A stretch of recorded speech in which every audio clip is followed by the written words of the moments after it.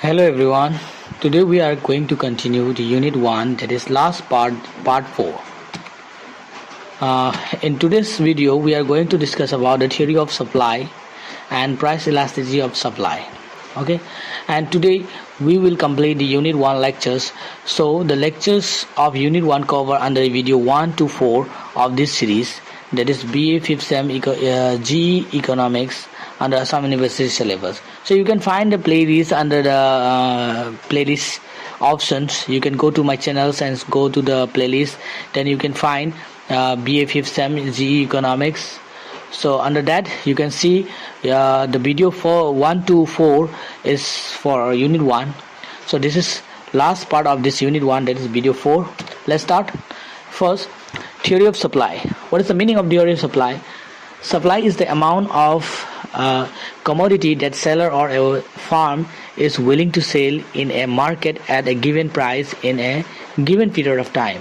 ठीक है, सप्लाई का मतलब क्या है? सप्लाई का मतलब है कि एक सेलर या एक फार्म या इंडस्ट्री जो अपना सामान बेचना चाहता है मार्केट में एक दाम पे एक ही मतलब कुछ समय के अंदर, ठीक है, उसी को ही हम लोग सप्लाई बोलते हैं.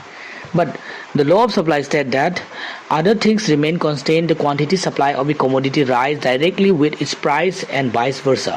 ठीक है, लॉ ऑफ सप्लाई बताता है कि कोई बाकी सामान बाकी जो फैक्टर्स है उसको अगर कांस्टेंट रखा जाए तो क्वांटिटी सप्लाई जो है वो प्राइस के साथ डायरेक्ट रिलेशन है. मतलब क्वांटिटी सप्लाई जब इंक्रीज होगा तब जब प्राइस इंक्रीज होगा. ठीक है, मतलब प्राइस जब भी इंक्रीज होगा तो क्वांटिटी सप्लाई भी इंक्रीज हो जाएगा और जब भी प्राइस डिक्रीज होगा तो क्वांटिटी सप्लाई भी डिक्रीज होगा. ठीक है, यही लॉ ऑफ सप्लाई बताता है. या हम लोग ऐसे समझ सकते हैं कि लॉ ऑफ सप्लाई जो है वो प्राइस ऑफ द क्वांटिटी जो है सामान का जो दाम है उसके साथ डायरेक्ट रिलेशन है. अगर सामान बढ़ता है तो क्वांटिटी सप्लाई भी बढ़ेगा. ठीक है, let's go to the next option, that is the assumption of law of supply.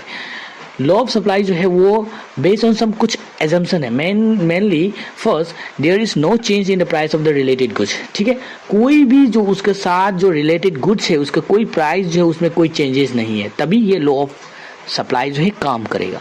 Next जो एजम्पशन है वो there is no change in the state of technology. ठीक है, कोई भी सामान जो है दूसरा सामान जो बना रहा है या अभी जो कोई दूसरा सेलर जो बना रहा है उसका जो टेक्नोलॉजी है कोई डिफरेंस नहीं है, सेम टेक्नोलॉजी मार्केट में फॉलो हो रहा है. ठीक है, तभी लॉ ऑफ सप्लाई काम करेगा. देन थर्ड एजम्पशन है there is no change in the goal of the farm. ठीक है, कोई भी फार्म जो है उसी इंडस्ट्री का कोई भी फार्म, जैसे कि मान लो फार्म 1, फार्म 2, फार्म 3, कोई भी फार्म जो है उसका जो गोल है या ऑब्जेक्टिव है वो सब सेम है. Third and then the fourth assumption, that is the price of the factors of production do not change. ठीक है, जो सामान बनाने के लिए जो रॉ मटेरियल्स है उसका दाम जो है वो सेम है या उसका जो फैक्टर ऑफ एक्वायरिंग है उसको जो यूज करने का जो कॉस्ट है वो सब सेम है कोई भी फार्म पे, जैसे कि फार्म 1, फार्म 2, फार्म 3. ठीक है, तब ये लॉ ऑफ सप्लाई काम करेगा. Then last assumption है that producers do not expect any change in the price of the commodity in future price in near future. ठीक है, मतलब प्रोड्यूसर या जो इंडस्ट्री है या फार्म जो है उसका कोई एस्पेक्ट नहीं है कि फ्यूचर आने वाले टाइम पे उसका सामान जो है उसका दाम बढ़ेगा या कमेगा. ठीक है, तभी ये सप्लाई लॉ ऑफ सप्लाई जो है काम करेगा. Otherwise the law of supply will not work. Okay, let's go to the next option, that is the supply schedule. A supply schedule is a tabular statement various quantities which producers are willing to produce and sell at a various alternative price during a given period of time. ठीक है, supply schedule का मतलब same ही है जो हम लोग ने supply table में बताया, टेबल शेड्यूल में बताया था, डिमांड शेड्यूल में बताया था. ओके, सो डिमांड शेड्यूल में हम लोग क्या बताया था कि डिमांड शेड्यूल जो है वो डिमांड और क्वांटिटी प्राइस के बीच में जो रिलेशन है वही एक टेबुलेशन फॉर्म में बताता है. इसी तरह यहाँ पे सप्लाई शेड्यूल जो है वो प्राइस एंड क्वांटिटी डिमांड के बीच में, क्वांटिटी सप्लाई के बीच में. ओके, यहाँ पे कोई कुछ मिस्टेक हुआ है, ये डिमांड नहीं होगा, ये सप्लाई होगा. ओके, क्वांटिटी सप्लाई, यहाँ पे प्राइस और सप्लाई के बीच में जो रिलेशन है वही बताता है सप्लाई शेड्यूल. यहाँ पे देख रहे होगे कि प्राइस जब भी इंक्रीज हो रहा है, प्राइस 2, 4, 6, 8 प्राइस इंक्रीज हो रहा है और क्वांटिटी सप्लाई, ये क्वांटिटी सप्लाई होगा, क्वांटिटी सप्लाई जो है इंक्रीज हो रहा है. ठीक है, means when price increase quantity supply increase, when price decrease quantity supply also decrease. ठीक है, यहाँ पे टाइपिंग मिस्टेक हुआ है. Okay, you don't mind, typing mistake हुआ है. Next, individual supply and market supply. Individual supply का मतलब क्या है? Individual supply of a commodity refers to the amount of that a producer और the supply is willing to sell at a different price. ठीक है, individual supply का मतलब है कोई भी फार्म उसी इंडस्ट्री के अंदर, देखो इंडस्ट्री के अंदर बहुत सारा फार्म होता है, तो एक इंडस्ट्री अगर कोई चाहता है कि उसका जो सामान है उसका दाम कितना दाम पे उसका सामान जो है मार्केट में बिका जाए, तो उसी को ही हम लोग इंडिविजुअल सप्लाई बोलेंगे। ठीक है, means if he want to sell that at rupees 4 he want to supply the 100 quantity in that particular market, then it is known as individual supply. Okay, but market supply of a commodity का मतलब क्या है? Market supply का मतलब है कि उसी industry का टोटल फार्म, जैसे कि मान लो एक इंडस्ट्री के अंदर जैसे कि 3 मार्केट है, 3 फार्म है, तो तीनों फार्म का जो टोटल सप्लाई है उसी मार्केट के अंदर या उसी इंडस्ट्री का, तो उसको हम लोग बोलेंगे market supply. For example we can consider as the telecom market of India. जैसे कि टेलीकॉम मार्केट, इंडिया का टेलीकॉम मार्केट के अंदर कितना टेलीकॉम सर्विस प्रोवाइडर है, जैसे कि BSNL, Jio, Airtel and Voda idea. Okay, चारों टेलीकॉम सेक्टर है। अगर मान लो चारों सेक्टर का जो सप्लाई है मार्केट में, कितना कंज्यूमर को लोग सप्लाई दे रहे हैं, तो उसको अगर हम लोग टोटल करेंगे तो उसको हम लोग बोलेंगे मार्केट सप्लाई। अगर एक एक को अगर हम लोग पकड़ के देखेंगे, जैसे कि BSNL कितना सर्विस कितना कंज्यूमर को ये सप्लाई दे रहा है, then we can say that it is a individual supply. If is consider as a Jio, how much consumer they are providing to their own consumer, we are considering the Jio's consumer only, then it is known as Jio's supply. Okay, individual supply. Okay, right. But if we consider the combined combined industry or the all farms of the one industry, then it is known as market supply of a commodity. Okay, I hope you understand. Let's go to next topic, supply curve. Supply curve का मतलब क्या है? देखो, supply curve का मतलब simply जो हम लोग का सप्लाई शेड्यूल में हम लोग ने देखा था, जो टेबल फॉर्म में जो हम लोग ने देखा था, उसको हम लोग ग्राफ में प्रेजेंट करना है। ठीक है, अगर उसको हम लोग ग्राफ में प्रेजेंट करते हैं, then it is known as supply curve. It is very much simple. Okay, इसी तरह हम लोग ने लास्ट क्लास में हम लोग ने देखा था कि डिमांड कर्व क्या है। डिमांड कर्व का मतलब क्या है? डिमांड कर्व का मतलब डिमांड शेड्यूल में जो कॉम्बिनेशन या जो रिलेशन है प्राइस और डिमांड, क्वांटिटी डिमांड के अंदर, वो हम लोग ग्राफ में रिप्रेजेंट किए थे। इसी तरह सप्लाई कर्व का मतलब क्या है? जो क्वांटिटी सप्लाई एंड प्राइस का जो रिलेशन है वो हम लोग ग्राफ में प्रेजेंट करेंगे, तो उसको हम लोग बोलेंगे supply curve. And we must remember that the supply curve is normally it is upward trend. ठीक है, मतलब अपवर्ड स्लोप होता है, मतलब नीचे से ऊपर की तरफ जाता है। Where as in demand curve we can see that the demand curve जो है वो नीचे की तरफ झुकता है। Okay, let's go to the next option, that is determinants of supply और the factor affecting the supply. ठीक है, क्या क्या फैक्टर और या क्या डिटरमिनेंट्स जो है जो सप्लाई को अफेक्ट करता है। Then the first option is the commodities of on price. ठीक है, जो सप्लाई का जो दाम है वही खुद अफेक्ट करता है कि उसका क्वांटिटी सप्लाई इंक्रीज होगा या डिक्रीज होगा, या कंज्यूमर बाय करेगा या ना बाय नहीं करेगा, वो डिपेंड करता है कंज्यूमर का खुद का प्राइस। ठीक है, सेकंड है price of the other goods. Price of the other goods, उसमें ये price of the other goods के बारे में हम लोग ने प्रीवियस वीडियोस में बताया था, जैसे कि inferior goods, related goods, normal goods. ठीक है, इसी तरह हम लोग बहुत सारा गुड्स के बारे में बताया था, जैसे कि luxury goods even, then the inferior goods, normal goods, then some other types of goods हम बताया था। तो वो जो गुड्स है उसका प्राइस भी अफेक्ट करता है कि एक पर्टिकुलर सामान के ऊपर में सप्लाई अफेक्ट होगा कि नहीं होगा। ठीक है, देन थर्ड डिटरमिनेंट्स है price of related goods. Price of related goods directly आता है, जैसे कि एक सामान का बीच में दूसरा सामान के साथ मतलब कितना क्लोज रिलेशन, जैसे कि मान लो बहुत सारा क्लोज है तो हम लोग उसको बोलते हैं सब्स्टिट्यूट गुड्स या कम्प्लीमेंट्री गुड्स। ठीक है, जैसे कि एक सामान के बदले में दूसरा सामान डायरेक्टली चेंज कर सकता है, then we consider it as substitute goods. Okay, अगर एक सामान लेने से दूसरा सामान को भी लेना पड़ेगा तो उस सामान को हम लोग बोलते हैं कॉम्प्लीमेंट्री गुड्स। ठीक है, जो ऐसे गुड्स है उसको हम लोग रिलेटेड गुड्स बोलते हैं, जो उसका जो दाम है वो दूसरा गुड्स के ऊपर में सप्लाई के ऊपर में अफेक्ट करेगा। ठीक है, देन प्राइस ऑफ इनपुट्स, तो उस सामान को बनाने के लिए कितना रॉ मटेरियल्स, कितना लेबर्स, कितना जो मटेरियल्स चाहिए, उसका जो दाम है वो डिपेंड करता है कि वो सामान का सप्लाई कैसा होगा। अगर मान लो इनपुट कॉस्ट ज़्यादा है, रॉ मटेरियल का दाम ज़्यादा है, तो सप्लाई ऑब्वियसली कम होगा, क्योंकि सप्लायर को या प्रोड्यूसर को प्रॉफिट ज़्यादा नहीं मिलेगा, क्योंकि सामान बनाने में ज़्यादा खर्चा हो रहा है, तो उसको ज़्यादा दाम में तो बेच नहीं सकते। अगर ज़्यादा दाम करेगा तो if price rise then demand will fall down.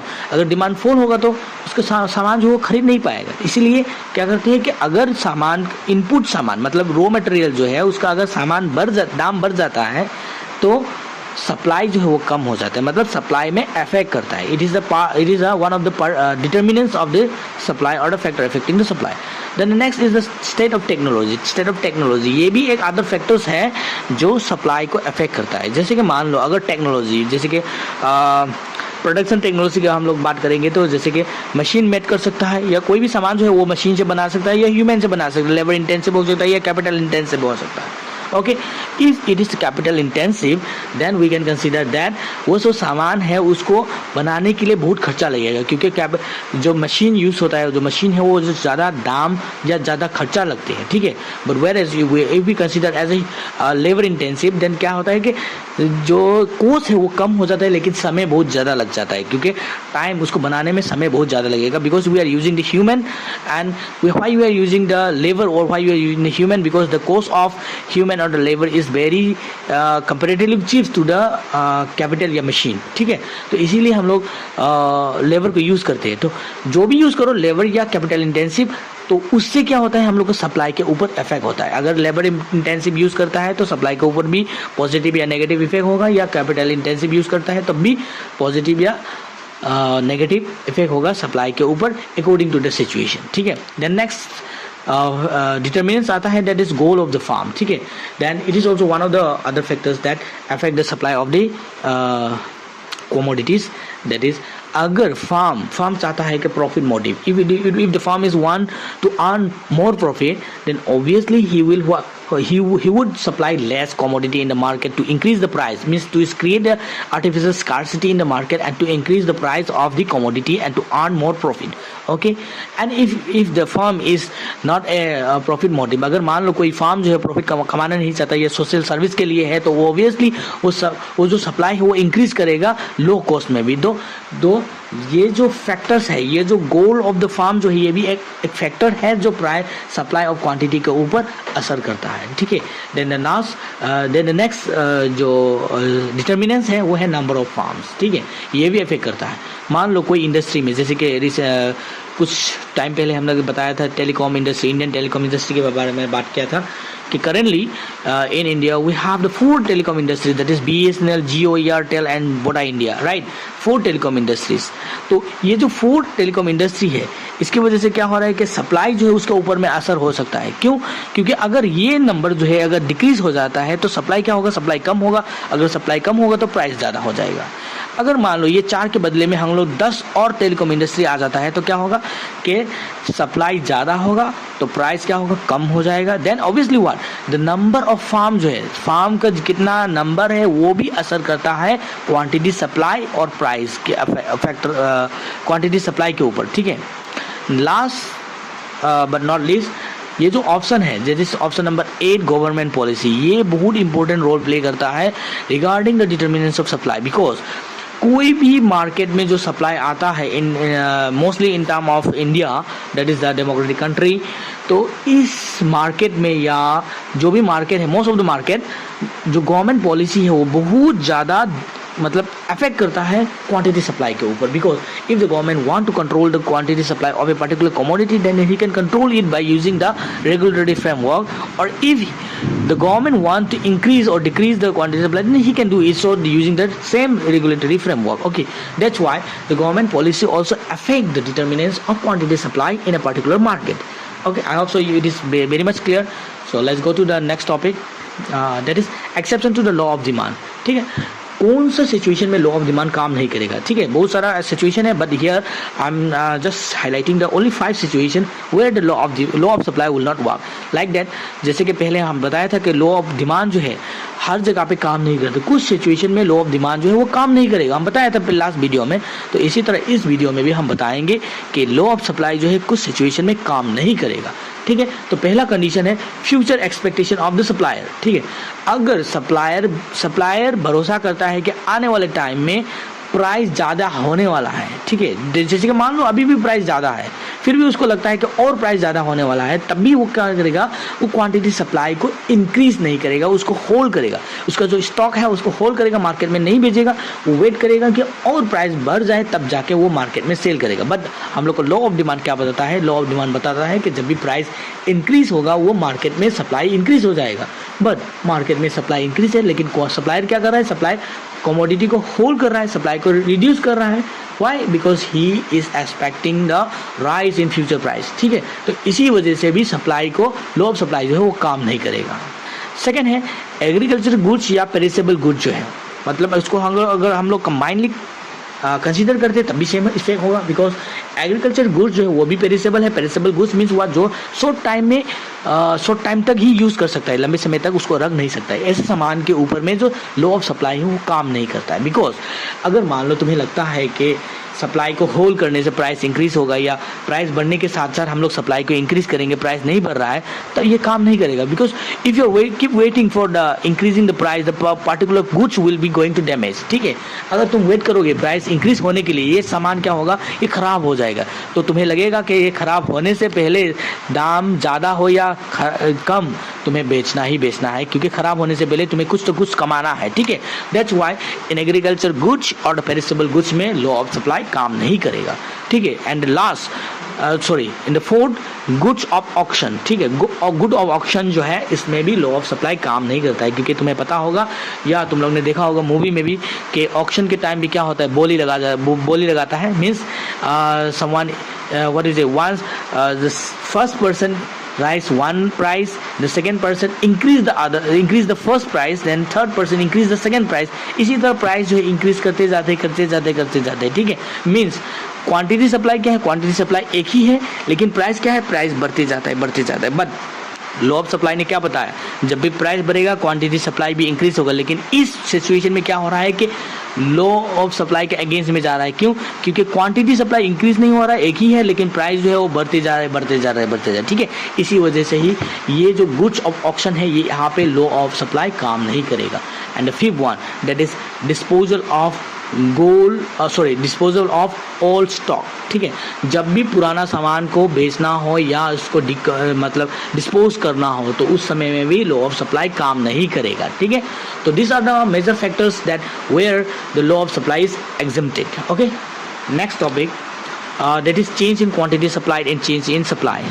तो चेंज इन क्वांटिटी सप्लाई का मतलब क्या है? देखो, चेंज इन क्वांटिटी सप्लाई का मतलब है अगर quantity supply of a commodity, कोई भी सामान का दाम जो है, कोई भी सामान का जो डिमांड जो है या सप्लाई जो है, ओके, जिससे इन सिंपल सेंटेंस, अगर कोई भी सामान का मार्केट में जो प्रोड्यूसर है वो कितना सामान प्रोड्यूस कर रहा है, वो डिपेंड करता है उसका प्राइस के ऊपर। अगर प्राइस बढ़ता है तो ऑब्वियसली वो प्रोड्यूसर जो है या सप्लायर जो है वो ज़्यादा सामान प्रोड्यूस करेंगे या सेल करेंगे मार्केट में, ठीक है। या अगर उसका सामान प्राइस जो है वो कम हो जाता है तो उसका सामान जो है वो कम सप्लाई करेंगे या कम प्रोड्यूस करेंगे, तो उसको हम लोग क्या बोलेंगे, चेंज इन क्वांटिटी सप्लाई, ठीक है। मतलब पार्टिकुलर एक फार्म का जो क्वांटिटी जो है वो प्राइस के ऊपर डिपेंड हो रहा है, तो उस समय पे ही हम लोग उसको बोलेंगे change in quantity supply. Next that is you can understand in here graph में समझ सकते हो कि अगर मान लो प्राइस इंक्रीज या डिक्रीज होने की वजह से सप्लाई का क्वांटिटी में असर होता है, तो उसको हम लोग बोलेंगे quantity, change in quantity supply. अगर प्राइस बढ़ जाता है तो क्वांटिटी सप्लाई जो है वो सप्लाई कर्व जो है वो मूव हो जाएगा from, you can see here, A से बी की तरफ चला गया। मतलब पहले प्राइस P0 में क्वांटिटी सप्लाई जो है वो पॉइंट ए में था, सप्लाई कर्व जो है पॉइंट ए में था, बट प्राइस 1 में जब इंक्रीज हुआ तो क्वांटिटी सप्लाई भी इंक्रीज होगा, Q0 से Q1 चला गया और सप्लाई कर्व जो है वो A से B की तरफ चला गया, ठीक है। तो इसको हम लोग बोलते हैं अपवर्ड मूवमेंट, ठीक है, अपवर्ड मूवमेंट। अगर ये उल्टा की तरफ आता है तो उसको हम लोग बोलते हैं डाउनवर्ड मूवमेंट, ठीक है। तो इसी वजह से ही हम लोग बोल सकता है कि प्राइस की वजह से क्वांटिटी सप्लाई जो है या सप्लाई कर्व जो है वो अपवर्ड या डाउनवर्ड मूवमेंट हो सकता है, या हम लोग बोल सकता है कि movement along the supply curve, ठीक है। और अपवर्ड मूवमेंट जो है उसका दूसरा नाम क्या है, expansion of supply. And the downward movement जो है उसको हम लोग बोल सकता है कि contraction of supply. Let's go to the next topic that is change in supply, ठीक है। चेंज इन सप्लाई का मतलब क्या है? चेंज इन सप्लाई का मतलब है अगर क्वांटिटी सप्लाई जो है इंक्रीज या डिक्रीज होता है प्राइस की वजह से नहीं, दूसरा अदर फैक्टर की वजह से, ठीक है, तो उसको हम लोग बोलेंगे चेंज इन सप्लाई। जैसे कि मान लो प्राइस सेम है लेकिन कोई कंज्यूमर का इनकम कम हो गया है या कोई कंज्यूमर जो वो उसको क्वालिटी पसंद नहीं आया, इसी वजह से क्वांटिटी जो है वो डिक्रीज हो गया, तो उस समय पे जैसे कि यहाँ पे मान लो कोई कंज्यूमर का इनकम डिक्रीज हो गया, वो ज़्यादा नहीं खर्च सकता, और पहले क्या था, पहले क्यू था डिमांड क्वांटिटी सप्लाई, और अभी कम हो गया, ठीक है, तो अभी क्या करेंगे, सप्लायर जो है वो कम सप्लाई करेंगे, ठीक है, सप्लाई जो है वो शिफ्ट हो गया, ठीक है। तो इसी तरह क्या होता है कि अगर सप्लाई कर्व जो है वो अफेक्ट करता है because of the other factor that is without affecting by the price of its own commodity, then it is known as change in supply, ठीक है। Let's go to the next topic. Distinguish between the movement along the supply curve and the shift in supply curve। Recently जो अभी हम लोग ने देखा था movement मतलब क्या है कि सेम ही सप्लाई कर्व के ऊपर अपवर्ड या डाउनवर्ड मूवमेंट होता है, और ये होता है mainly because of the commodity का खुद का प्राइस की वजह से। प्राइस बढ़ता है तो सप्लाई इंक्रीज होता है, प्राइस कम होता है तो प्रोड्यूसर जो है वो सप्लाई कम कर देता है, इसकी वजह से मूवमेंट क्या होता है, अपवर्ड या डाउनवर्ड होता है। And where as in the other side that is shift in the supply curve का मतलब क्या है, बिना प्राइस इफेक्ट किए, प्राइस की वजह से इफेक्ट नहीं होता है, दूसरा अदर फैक्टर की वजह से, जैसे कि मान लो रॉ मटेरियल का कॉस्ट बढ़ गया या सामान बनाने का कॉस्ट जो है बढ़ गया, लेबर का कॉस्ट बढ़ गया, जैसे कि टेक्नोलॉजी का कॉस्ट बढ़ गया, अगर इसकी वजह से अगर सप्लाई में इफेक्ट होता है तो उसको हम लोग बोलेंगे shift in supply curve, because the price of the quantity supply will be same but other factors are changed, because of that the increase or decrease may happen in the quantity supply on the total market, okay, that's why it implies in the supply increase or decrease in the supply of a commodity at a given price, ठीक है। मतलब इसी वजह से क्या होता है, left word या राइट वर्ड शिफ्ट होता है क्वांटिटी सप्लाई कर्व को। Next topic, price elasticity of supply and it's different type. Same जो सिमिलर टॉपिक है हम लोग ने लास्ट वीडियो में डिस्कस किया था, price elasticity of demand and it's different type. सब कुछ सेम है, जस्ट डिमांड की जगह हम लोग को सप्लाई को रिप्लेस कर देना है, ठीक है। लॉ ऑफ डिमांड की जगह लॉ ऑफ सप्लाई को रिप्लेस कर देना है। Let's see as a revision, price elasticity of supply का मतलब क्या है, measures of the degree of change in the amount supply of the commodity a response to a given change in the price of the commodity, ठीक है। तो price elasticity of supply का मतलब क्या है कि प्राइस और क्वांटिटी सप्लाई के बीच में क्या रिलेशन है, प्राइस कितना चेंज होने पे क्वांटिटी सप्लाई कितना चेंज होगा, प्राइस कितना बढ़ने में क्वांटिटी सप्लाई कितना बढ़ेगा, प्राइस कितना कम होने में क्वांटिटी सप्लाई कितना कम होगा, यही बताता है प्राइस इलास्टिसिटी ऑफ सप्लाई, ठीक है। और प्राइस इलास्टिसिटी ऑफ सप्लाई जो है इसको मेजर करने के लिए या इसका जो टाइप्स है वो मेनली 5 टाइप्स होता है। फर्स्ट है रिलेटिव इलास्टिक, जो ईपी है, प्राइस इलास्टिसिटी ऑफ सप्लाई जो है वो ज़्यादा होगा 1 से, मतलब उस सामान के ऊपर में जो इलास्टिसिटी है वो ज़्यादा होगा। अगर मान लो अगर प्राइस 1% बढ़ जाता है तो सप्लाई जो है 1 से ज़्यादा असर करेगा, तो उसको हम लोग बोलेंगे रिलेटिव इलास्टिक ऑफ सप्लाई, ठीक है। नेक्स्ट है relative in elastic of supply या रिलेटिव इन इलास्टिक, मतलब इसमें क्या होगा, ईपी जो है वो लेस देन 1 होता है, मतलब अगर कोई भी सामान का जो दाम है अगर 1% इंक्रीज होता है तो क्वांटिटी सप्लाई जो है वो उतना ज़्यादा असर नहीं करेगा, 1% से भी ज़्यादा कम, 1% से भी कम रिएक्ट करेगा, तो उसको हम लोग बोलेंगे रिलेटिवली इन इलास्टिक, ठीक है, inelastic, remember that point. Then third है यूनिटरी इलास्टिक। यूनिटरी इलास्टिक का मतलब है ईपी जो है वो 1 के साथ बराबर है, मतलब प्राइस और क्वांटिटी सप्लाई के बीच में इक्वल रिलेशन है, परफेक्ट रिलेशन है। अगर 1% प्राइस बढ़ता है तो क्वांटिटी सप्लाई जो है वो भी 1% बढ़ेगा, अगर 1% कम होता है तो क्वांटिटी सप्लाई जो है वो भी 1% कमेगा, ठीक है। Then fourth is perfectly inelastic, ठीक है। परफेक्टली इन इलास्टिक का मतलब है कोई रिलेशन नहीं है, इन इलास्टिक का मतलब कोई रिलेशन नहीं है, ठीक है। परफेक्टली इन इलास्टिक मतलब 100% कोई रिलेशन नहीं है प्राइस और क्वांटिटी सप्लाई के बीच में, मतलब प्राइस ईपी जो है वो 0 है, मतलब प्राइस और क्वांटिटी सप्लाई के बीच में जो रिलेशन है वो 0 है, कुछ रिलेशन नहीं है, प्राइस बढ़ो या कम हो क्वांटिटी सप्लाई सेम रहेगा, ठीक है। Then the last that is a perfectly elastic. Perfectly elastic का मतलब है इलास्टिसिटी ज़्यादा है, मतलब प्राइस और क्वांटिटी सप्लाई के बीच में रिलेशन जो है बहुत ज़्यादा है, ठीक है। ईपी जो है वो EP is equal to infinite. Infinite का मतलब है कि प्राइस जो है अगर 1% प्राइस बढ़ता है तो क्वांटिटी सप्लाई जो है अनलिमिटेड तक बढ़ सकता है, या अगर 1% कम हो जाता है तो क्वांटिटी जो है वो इतना कम हो जाएगा वो जीरो पे भी जा सकता है, इन्फिनिट लेवल तक, ठीक है। इसीलिए इसको हम लोग बोलते हैं परफेक्टली इलास्टिक, ठीक है। So we can understand that the price elasticity of supply there are 5 types, that is relative elastic, relatively inelastic, unitary elastic, perfectly inelastic, then perfectly elastic, ठीक है। And here are the symbols that you can understand. Let's go to the next topic, that is here you can see that the graph, okay। perfectly inelastic का जो elastic supply जो है उसका जो curve है देखो ये वर्टिकल है। वर्टिकल का मतलब है ईपी जो है वो जीरो है, मतलब प्राइस और क्वांटिटी सप्लाई के बीच में कोई रिलेशन नहीं है। यहाँ पे प्राइस है, यहाँ पे क्वांटिटी डिमांड है, इस दोनों के बीच में कोई रिलेशन नहीं है। इसी को हम लोग बोलते हैं परफेक्टली इनइलास्टिक, मतलब ईपी जो है वो जीरो है। Then next is inelastic supply या रिलेटिवली इनइलास्टिक सप्लाई, ठीक है। वेयर रिलेटिवली इनइलास्टिक का मतलब है EP is less than zero, less than zero, okay, sorry no it is less than 1, okay, less than 1. Here we can say that inelastic का मतलब है कि प्राइस और क्वांटिटी जो सप्लाई है इस दोनों के बीच में जो रिलेशन है वो कम है, ठीक है। सिमिलरली इन रिलेटिव इलास्टिक के बीच में भी सेम है। दोनों में क्या होता है, रिलेटिव मतलब थोड़ा थोड़ा रिलेशन है, ज़्यादा नहीं है, ज़्यादा ना एक्सट्रीम में नहीं है, थोड़ा थोड़ा है, ठीक है। देन यूनिटरी इलास्टिक में क्या होता है, इक्वल रिलेशन है, पूरा 45 डिग्री के ऊपर में ये सप्लाई कर्व जाता है। इससे हम लोग को पता चल जाता है कि प्राइस और क्वांटिटी सप्लाई के बीच में इक्वल रिलेशन है, ठीक है। अगर 1% प्राइस बढ़ेगा तो क्वांटिटी सप्लाई में भी 1% बढ़ेगा, ठीक है। इसीलिए सप्लाई कर्व जो है वो 45 डिग्री के ऊपर जाएगा, upward slope. And last is perfectly elastic. Perfectly elastic का मतलब है कि प्राइस और क्वांटिटी सप्लाई के बीच में इतना डायरेक्ट रिलेशन है कि इन्फिनिट तक जा सकता है, ठीक है।